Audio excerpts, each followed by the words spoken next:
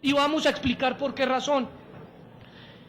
Porque se están tomando en cuenta una serie de medidas, señor presidente, que claramente no compartimos.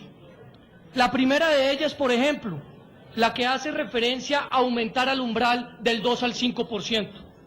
E iniciemos por la forma. Se cometió un gravísimo error y que esto quede como constancia para la Corte Constitucional en la primera vuelta. Al haber modificado el artículo 181 de la Constitución Política y al haber olvidado modificar el artículo 263 de la misma.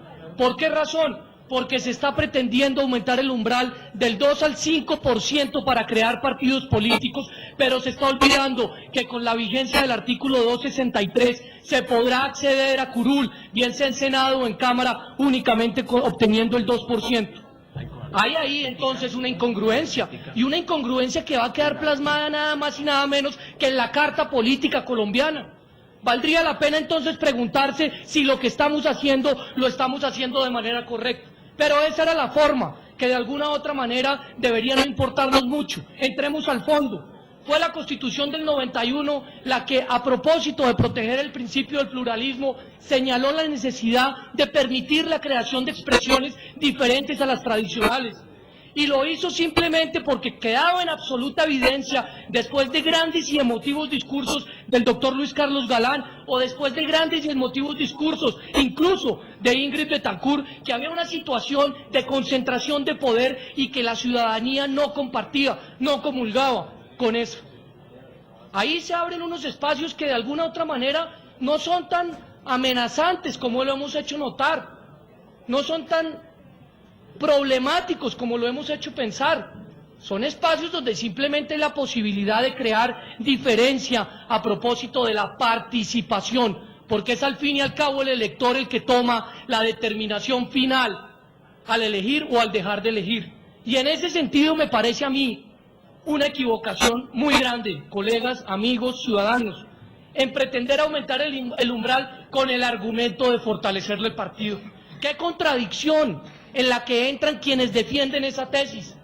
Al aumentar el umbral no están fortaleciendo el partido porque simplemente están olvidando acabar con el famoso voto preferente, que ese sí genera grandes dificultades a la hora de permitir no solamente la unidad en la ideología, sino adicionalmente la posibilidad de la responsabilidad. ¿O cómo explican ustedes que en las pasadas elecciones, en un mismo partido, unas personas estaban de acuerdo con el aborto y otras no? Unas personas estaban de acuerdo con la legalización de la droga y otras no. Unas personas estaban de acuerdo con la legalización de la dosis personal y otras no. Ahí no hay eficiencia, pero sobre todo no hay igualdad en la filosofía de un partido que es supuestamente lo que se busca.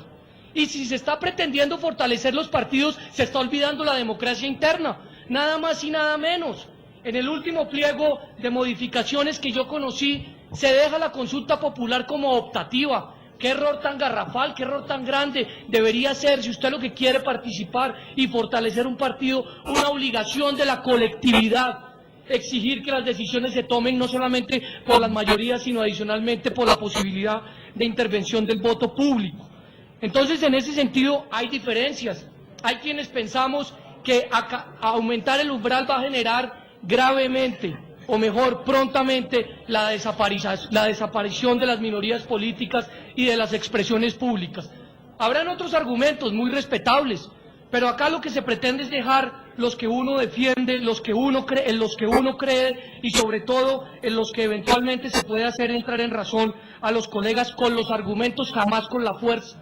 Creo yo entonces que ahí hay una gran dificultad en este proyecto y creo yo entonces que esa misma decisión fue la causa de lo que hoy está sucediendo en países hermanos como Venezuela. Fue el descrédito de los partidos políticos, la obligación de la concentración de poder y sobre todo la ausencia de posibilidades de democracias internas las que llevaron a países hermanos a tener regímenes de facto. Y no en vano, una encuesta ciudadana, honorables representantes, dice que más del 70% de los colombianos no está creyendo en nuestros partidos políticos. Yo no hago parte de ese 70%. Yo creo, por supuesto, que son un escenario ideal para la democracia, pero están desvirtuados hoy en día. Entonces, ¿cuál es el afán de fortalecerlos sin permitir que a propósito de ese fortalecimiento exista la posibilidad